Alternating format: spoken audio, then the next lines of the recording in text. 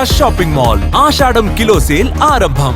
కేంద్రం మరో సంచలన నిర్ణయం తీసుకుంది. దేశంలో ఎమర్జెన్సీ రోజులకు నిరసనగా జూన్ 25ను సంవిధాన్ హత్య దివస్ గా ప్రకటించింది. కాంగ్రెస్ రాసిన చీకటి చరిత్ర కారణంగా నష్టపోయిన ప్రతి ఒక్కరిని స్మరించుకుందామని ప్రధాని ట్వీట్ చేశారు. ఎదిరించి నిలబడిన యోధులను ఆ రోజున గుర్తు చేసుకుందామని అమిత్ షా పోస్ట్ చేశారు. మోడీ సర్కార్ కీలక నిర్ణయం తీసుకుంది. అప్పటి ప్రధాని ఇందిరాగాంధీ విధించిన ఎమర్జెన్సీకి నిరసనగా జూన్ 25ను రాజ్యాంగ హత్యా దివస్ గా ప్రకటించింది. ఈ మేరకు కేంద్రం గెజెట్ విడుదల చేసింది. ఈ విషయాన్ని హోంమంత్రి అమిత్ షా ఎక్స్ లో వెల్లడించారు.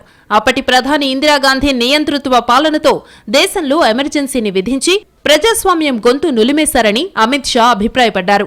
ఎలాంటి కారణమూ లేకుండా లక్షలాది మందిని జైల్లో పెట్టారని, మీడియా గొంతు నొక్కారని రాసుకొచ్చారు. ఆ చీకటి రోజులకు నిరసనగా ఇక నుంచి ఏటా జూన్ 25ను సంవిధాన్ హత్యా దివస్ గా నిర్వహించాలని నిర్ణయించినట్లుగా పోస్టులో వెల్లడించారు.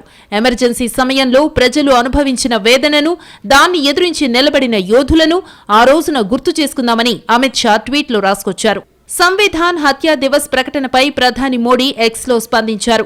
నాటి ప్రభుత్వం రాజ్యాంగాన్ని అణగదొక్కి ఎలాంటి పాలన సాగించిందో ఈ సంవిధాన్ హత్యా దివస్ మనకు గుర్తు చేస్తుందని అన్నారు. దేశ చరిత్రలో కాంగ్రెస్ రాసిన చీకటి చరిత్ర కారణంగా నష్టపోయిన ప్రతి ఒక్కరిని స్మరించుకునే రోజుదని ప్రధాని ట్వీట్లో పేర్కొన్నారు. ఇదిలా ఉంటే ఇటీవల ముగిసిన పార్లమెంటు సమావేశాల్లోనూ ఎమర్జెన్సీ ప్రస్తావన వచ్చింది. ప్రధాని మోడీ స్పీకర్ ఓం బిర్లా ఎమర్జెన్సీని విధించి పౌరుల హక్కులను కాలరాశారని విమర్శించారు. దీనికి ప్రతిపక్షం కాంగ్రెస్ తీవ్ర అభ్యంతరం వ్యక్తం చేయడంతో లోక్సభ దద్దరిల్లింది. సభలో ఎమర్జెన్సీ టాపిక్ ను ప్రస్తావించడానికి నిరసనగా ప్రతిపక్షం సభను బాయ్కాట్ చేసింది. ఈ క్రమంలో మోడీ సర్కార్ ఏకంగా జూన్ 25ను సంవిధాన్ హత్యా దివస్ గా ప్రకటించింది.